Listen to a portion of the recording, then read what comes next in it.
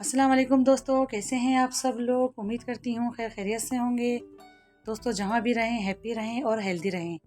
तो दोस्तों आज मैं आप लोगों के लिए लेकर आई हूँ बहुत ही मज़ेदार सी रेसिपी। आज मैंने बनाए हैं बैंगन गोश्त चावल, जो कि बनाने में निहायत ही आसान है और इतने मज़ेदार ये बनते हैं, यकीन करें कि आप अमूमन दाल चावल तो बनाते ही हैं या फिर आप चावल के ऊपर कीमा भी डाल के बनाते हैं और बहुत ही अच्छा लगता है वो भी खाना। लेकिन आज आप मेरे तरीके से ये बनाकर खाएं, इतना मज़ेदार ये लगेगा कि बैंगन गोश्त और चावल का जो बेहतरीन कॉम्बिनेशन है। तो ये आप ज़रूर इसको ट्राई कीजिएगा। तो चले रेसिपी की तरफ बढ़ते हैं। बिस्मिल्लाहिर्रहमानिर्रहीम। यहाँ पर मैंने गोश्त ले लिया है बीफ का, और ये गोश्त वज़न में मेरे पास आधा किलो है। और ये गोश्त भी देख लो कितनी बेहतरीन क्वालिटी का है, बोंग का गोश्त है मेरे पास ये।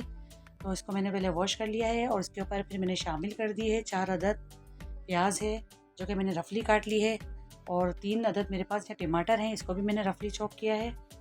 अब इसको मैं पानी डालकर इसको चूल्हे पर चढ़ा दूंगी। मैं तकरीबन पानी भी मैंने इसके अंदर 1 लीटर से थोड़ा कम शामिल किया है, या फिर आप इतना पानी डालें कि आपका गोश्त बहुत अच्छे से गल जाए। प्याज हमने इसलिए ज़्यादा डाली है क्योंकि इसका शोरबा बनेगा और जो कि बहुत गाढ़ा होगा, चावलों के साथ हमें खाना है तो खाने में भी मज़ेदार लगेगा। अब इसको मैं चूल्हे पे चढ़ा देती हूँ। तो देख सकते हैं इसके अंदर एक बॉइलिंग भी आ गई है। तो इसको मैं अच्छे से पहले मिक्स कर लेती हूँ, हिला लेती हूँ। फिर इसको मीडियम टू लो आंच पे मैं इसको पकने के लिए छोड़ दूँगी, तकरीबन आधा घंटा, या फिर इतनी देर पकाएं जब तक कि आपका गोश्त अच्छे से कुक नहीं हो जाता। तो ये देख सकते हैं आधे घंटे के बाद इसको मैंने चेक किया है तो काफ़ी हद तक हमारा गोश्त टेंडर हो चुका है। प्याज भी हमारी काफ़ी गल चुकी है, टमाटर भी गल चुके हैं। तो इसमें मैं मसाले शामिल कर देती हूँ। तो यहाँ पर 2 टेबल स्पून अदरक लहसुन का पेस्ट है, जो कि बिल्कुल फ्रेश पिसा हुआ है। और यहाँ पर 1 से 1.5 टेबल स्पून मैंने लाल मिर्च पाउडर डाला है। हल्दी 1/4 टीस्पून शामिल की है। 1 टीस्पून इसमें नमक शामिल किया है मैंने। और इसको बहुत अच्छे से अब मैं मिक्स कर लूँगी।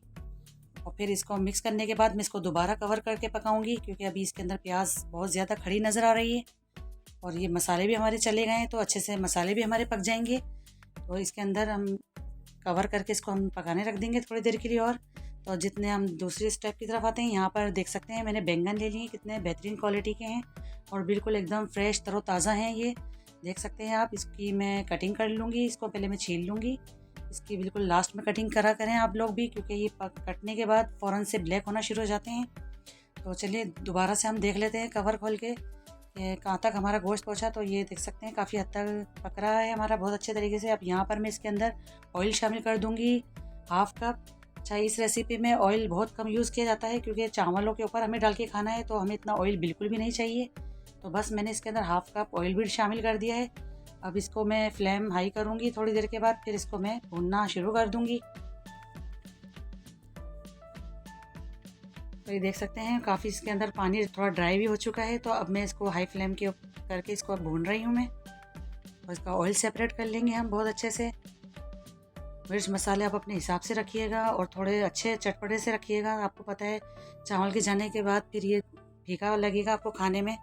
तो अब ये देख सकते हैं मैंने इसके अंदर बैंगन काट के इस तरह से शामिल कर दिए हैं, और साथ में इसकी भी भुनाई करती रहूँगी मैं, ताकि बैंगन भी हमारे अच्छे से सॉफ्ट हो जाएं। अब मैं इसको थोड़ी देर के लिए थोड़ा कवर करूँगी ताकि बैंगन हमारे सॉफ्ट हो जाएंगे थोड़े से। तो ये देख सकते हैं मैं इसकी भुनाई कर रही हूँ और ऑयल सेपरेट होना शुरू हो गया है। बहुत अच्छा सा हमारा बैंगन गोश्त का सालन बन रहा है। इसमें इस स्टेज में मैं यहाँ पर 2 हरी मिर्ची शामिल कर रही हूँ, इस तरह से काट के। बस इसको हम भूनते जाएंगे, इसका ऑयल सेपरेट हो जाएगा तो मैं इसमें पानी शामिल कर दूँगी। बस हमें पानी भी बहुत ज़्यादा नहीं डालना, हमें ग्रेवी हमें थिक रखनी है इसकी। आप इतना मज़ेदार बनता है, यकीन करें जब आप इसको खाएंगे तो आपको पता चलेगा। अगर आप चाहें तो इसको रोटी से भी खा सकते हैं, ये इतना मज़े का सालन बना है। और मिर्च मैंने बहुत अच्छी रखी है, मुझे फीका फीका बिल्कुल भी नहीं चाहिए। अब ये मैं थोड़ी देर के लिए इसको दम पे रख दूँगी। और यहाँ पर मैं शामिल कर रही हूँ 1 टीस्पून गरम मसाला पाउडर। इससे इसकी खुशबू बहुत बेहतरीन सी हो जाएगी और बहुत ही शानदार फ्लेवर आएगा इसका। और 5 मिनट के लिए मैंने इसको दम पे लगा दिया है। तो अब चलो चावल की तरफ चलते हैं। यहाँ मैंने बासमती राइस लिए हैं, इसको 15 मिनट पहले मैंने भिगो दिया था। अब मैं इसको चूल्हे पर चढ़ा रही हूँ। तो यहाँ पर मैंने इसके अंदर, ये मेरे पास 3 पाव चावल है, तो इसके अंदर मैं 1 कप मैंने ऑयल शामिल कर दिया है और नमक अपने टेस्ट के मुताबिक शामिल करूँगी। और आप देख सकते हैं पानी की मिकदार मैंने अपनी फिंगर के हिसाब से रखी है कि चावलों से 1 इंच ऊपर है सिर्फ पानी। तो ये अंदाज़ बिल्कुल सही रहता है, परफेक्ट रहता है। बस इस तरह से इसको मैं मिक्स कर लूँगी और इसको हाई फ्लेम पे मैं आँच आने तक पकाऊँगी। तो इसको मैं कवर कर देती हूँ और इसको मैं पकाने रख देती हूँ बस। बहुत ही अच्छा जोड़ है, बहुत ही अच्छा कॉम्बिनेशन बनता है। आप इसको एक बार ज़रूर ट्राई कीजिएगा। तो ये देख सकते हैं इसका पानी सारा ड्राई हो गया, तो अब मैं इसको दम पे लगा रही हूँ। 7 से 8 मिनट का दम दूंगी मैं इसको। बस इसको बिल्कुल लो आंच पे मैंने इसको रख दिया है कवर करके। मिलती हूँ आपसे। ये देख सकते हैं 7-8 मिनट के बाद मैं आपको चेक करा रही हूँ। माशाल्लाह से बहुत अच्छे से हमारे दम पे आ चुके हैं। और इसका दाना आप चेक करें, एक एक दाना कितना खिला हुआ है, इतना बेहतरीन सा लग रहे हैं हमारे ये चावल।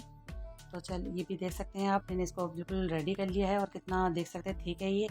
तो बस हमें ऐसी ही लुक चाहिए इसकी। तो अब मैं चले प्लेटर बनाती हूँ मैं इसकी। तो यहाँ पर आप थाल ले लें या जो भी आप प्लेट में सर्व करना चाहते हैं। इसमें मैंने इस तरह से इसके अंदर चावल निकाल दिए हैं। चावल देखें आप कितने खिले खिले हैं, अलग अलग एक एक दाना। और इसके ऊपर मैं अब बैंगन गोश्त का सालन डालूंगी। इतना मज़ेदार, इतना बेहतरीन सा बनता है। यकीन करें आप इसको मेरे कहने से ज़रूर ट्राई कीजिएगा कि आप उंगलियां चाटते रह जाएंगे। आप एक प्लेट की जगह 2 प्लेटें खा जाएंगे। इतना बेहतरीन लगता है इसका कॉम्बिनेशन, इतना बेहतरीन इसका जोड़ बनता है। तो ये देख सकते हैं। तो मैं इसको ट्राई भी करूँगी, इसको चक्कर भी बताऊँगी कि कैसा बना ये इतना मज़ेदार सा सालन। और आप इसको रोटी के साथ भी खा सकते हैं एज इट इज़, बहुत ही मज़ेदार लगेगा आपको ये। लेकिन चावलों के साथ तो बहुत ही यमी लगता है। तो मैं इसको टेस्ट करती हूँ। वाह वंडरफुल, बहुत ही ज़बरदस्त बना है, यकीन करें। बस मैं आपको बता नहीं सकती कितना लजीज ये सालन बना है। और चावलों के साथ तो बहुत ही शानदार लग रहा है खाने में। तो आई होप ये थी आज की हमारी रेसिपी अच्छी लगी तो प्लीज़ लाइक करिए, शेयर करिए, अपने दोस्तों में, अपने फैमिली मेम्बर्स में शेयर करिए। और सब्सक्राइब भी किया करें अगर चैनल पर नए हैं तो। और साथ ही में बेल आइकन का बटन भी प्रेस किया करें ताकि मेरी आने वाली नई वीडियो की अपडेट्स आपको मिले। दुआओं में याद रखें। अल्लाह हाफिज़।